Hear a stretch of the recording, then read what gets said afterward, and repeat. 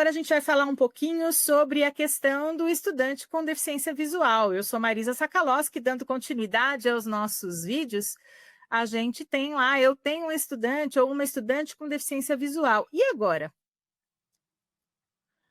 Em primeiro lugar, é importante definir que a deficiência visual é caracterizada pela perda total ou parcial da capacidade visual de um ou dos dois olhos. Nós estamos recebendo estudantes com visão monocular. E ter visão monocular não é igual a ser uma pessoa vidente. Então, é preciso que tomemos cuidado, né? Trata-se de uma condição que não pode ser corrigida ou melhorada com o uso de lentes ou de tratamento clínico ou cirúrgico. Então, por exemplo, no caso dos estudantes com visão monocular, ele vai ter uma fadiga muito maior do que aqueles que têm visão binocular. E, além disso, a gente tem os casos de cegueira, não é? Então, a gente tem uma definição para cegueira que envolve o estudante perceber, às vezes, apenas luz, né? A ausência ou presença de luz. E a gente tem estudantes com visão subnormal, que tem comprometimento no quanto eles enxergam, mas também no como eles enxergam, porque, às vezes, o campo visual é reduzido. Ele enxerga como se tivesse um funil, não é? Então, é importante levar em consideração qual é a condição desse estudante. Muitas vezes, o estudante com visão subnormal tem dificuldade de confiar na sua visão como fonte de informação. É preciso incentivá-lo para que ele utilize o que ele tem de visão, porque isso vai ajudá-lo a compreender e a realizar determinadas atividades. Por conta das questões visuais, existem alguns recursos que podem ser utilizados, né? Então, a iluminação natural do ambiente, tem estudante que tem fotofobia, então é preciso ver qual é a possibilidade de fazer alguma modificação, ou de ele usar uma viseira que não, ou um óculos, né, escuro, que não atrapalhe tanto a participação dele na aula. O contraste de cores, então, muitas vezes é preciso variar o contraste de cores. Então, por exemplo, eu posso utilizar um fundo branco com a letra preta, um fundo preto com a letra branca, um fundo azul com a letra amarela. Isso vai depender da necessidade desse estudante. Folhas com pautas mais escuras, a gente olha a pauta do caderno em que a gente escreve, e às vezes ela é praticamente imperceptível, muito clara, cinza, ou azul bem clarinho. Então, às vezes, é preciso utilizar uma pauta mais escura. Existem estudantes que usam cadernos com pauta ampliada, para que eles possam escrever e ler o que eles escreveram, no caso dos estudantes com visão subnormal. Outros estudantes que têm deficiência visual e um comprometimento mais importante da visão podem utilizar o braille ou outros recursos, né, como programas com sintetizador de voz, né, ou recursos computacionais. O texto ampliado também pode ser utilizado para estudantes com visão subnormal. É preciso perguntar para o estudante qual é o tamanho de letra que ele usa, é 14, é 16, e lembrar que a letra tem que ser acessível, Corbel, Verdana ou Arial, letras sem serifa, porque elas também comprometem a leitura de quem tem deficiência visual. Colas coloridas para fazer relevo. Então, às vezes, eu estou trabalhando com um mapa ou com um modelo, e o estudante não consegue ver apenas né, o material. Então, eu preciso colocar um relevo para que ele possa sentir e ter uma noção do que aquele material é. A lupa eletrônica ou mesmo a lupa de mão também podem ser utilizadas, né? São recursos que esse sujeito vai colocar na frente do material e que vão fazer a leitura para ele ou que vão auxiliar na leitura. Então, a lupa de mão, por exemplo, ela aumenta a letra e ele vai conseguindo ler palavra por palavra. Às vezes também utilizam guia de leitura, que é como se fosse um papel, cartão, com uma linha recortada. Então, ele vai baixando e vai conseguindo fazer a leitura. E os recursos computacionais? Os recursos computacionais, eles vão poder ser utilizados, sim, mas isso vai depender da dificuldade daquele sujeito, das possibilidades que ele tem, às vezes, de recurso financeiro, do interesse que ele tem e também da habilidade. Então, ele conhece aquele material, porque é preciso também lembrar que esse estudante chegou para a gente já adulto. Então, ele já desenvolveu recursos que ele pode utilizar na sua vida. Por isso, é preciso a gente levar isso em consideração. Durante as aulas, é preciso conversar individualmente com o discente ou a discente sobre o que ele precisa. Então, qual é o tamanho da fonte, que forma de contraste ele precisa, onde ele tem que ficar na sala de aula, e prestar atenção nas questões relacionadas à orientação e mobilidade.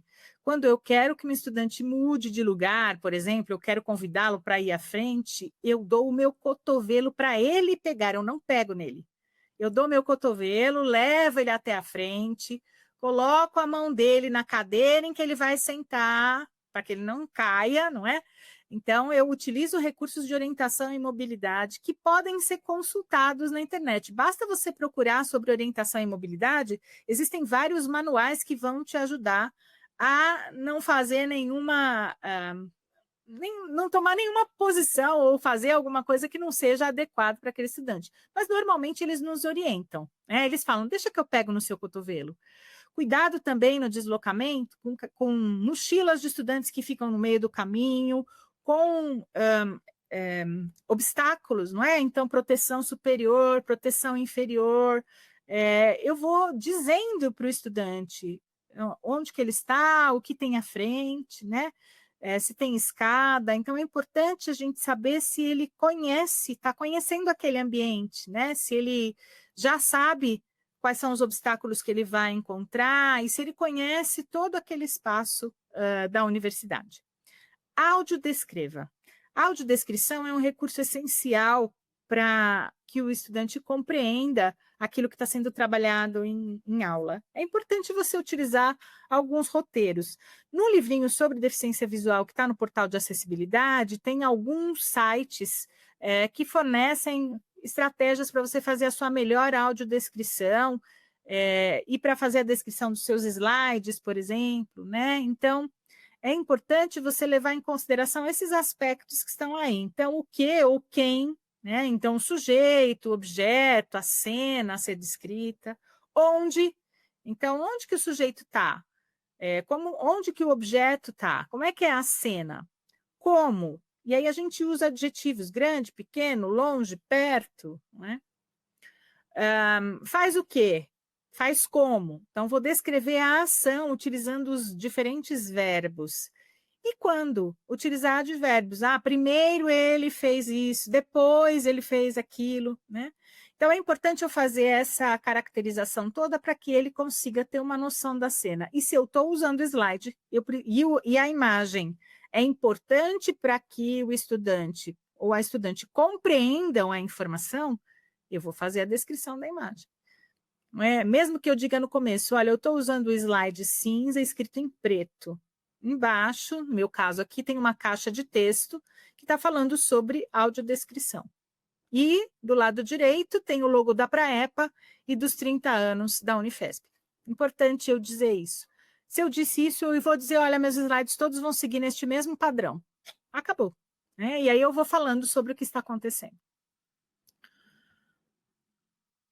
É preciso lembrar que fazer leitura de texto ampliado ou fazer leitura em braille leva mais tempo. Por isso, eles têm direito a mais tempo para provas e atividades. O ledor também é um recurso que pode ser utilizado.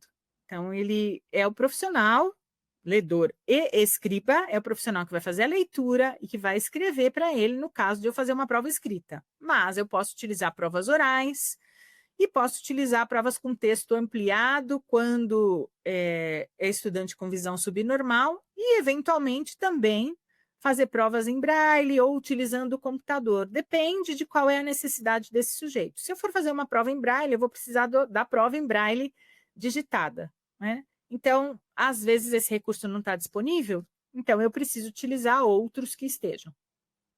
Quando for fazer escrita na lousa, se eu tenho um estudante com visão subnormal, eu tenho que dizer para ele, olha, eu estou escrevendo na lousa e vou escrever na lousa com essa caneta, então usando a caneta preta, né? Se o estudante é cego, eu posso contar para ele, eu vou escrever na lousa aqui e depois eu vou fazer a leitura do que eu escrevi. Ou eu vou escrever na lousa aqui e vou te entregar o material, né? É importante que o material seja adequado a esse estudante. Então, se ele utiliza o computador, eu vou entregar um material digitalizado. Cuidado só, porque às vezes há textos em que a gente não consegue utilizar os recursos de computador para que o estudante possa ler em casa. Então, é preciso verificar se existe a disponibilidade desse recurso, da leitura por meio de recurso digital. Por exemplo, digitalização de livros nem sempre conseguem ser lidas pelos ledores que existem lá no computador. Então, pode ser que eu indique um audiolivro ou que eu faça a gravação da leitura desse texto.